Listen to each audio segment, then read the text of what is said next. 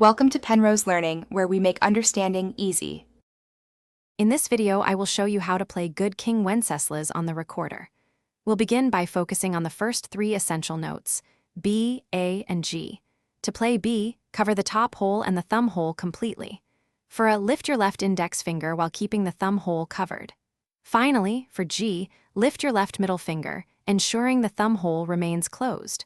Practice these three notes until they feel comfortable and sound clear. This foundation is crucial for the melody. Now, let's expand our note range to include D and high E, which are vital for the song's melody. To play D, cover the first three holes with your left hand and the thumb hole.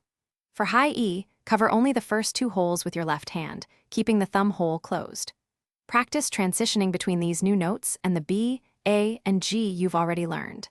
Focus on smooth, clear sounds as you play the first musical phrase of Good King Wenceslas. Rhythm and articulation are key to making Good King Wenceslas sound musical. Most notes in the song are quarter notes with some half notes. Articulate each note with a soft do or tu sound, using your tongue to separate them cleanly. Aim for a steady tempo, counting 1, 2, 3, 4 for each measure. Practice the entire first section, paying close attention to the duration of each note and your articulation. This will bring the melody to life.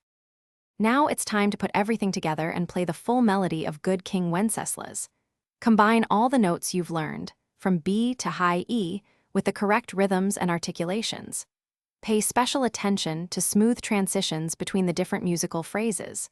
Start by practicing at a slow, comfortable pace, then gradually increase your speed as you become more confident.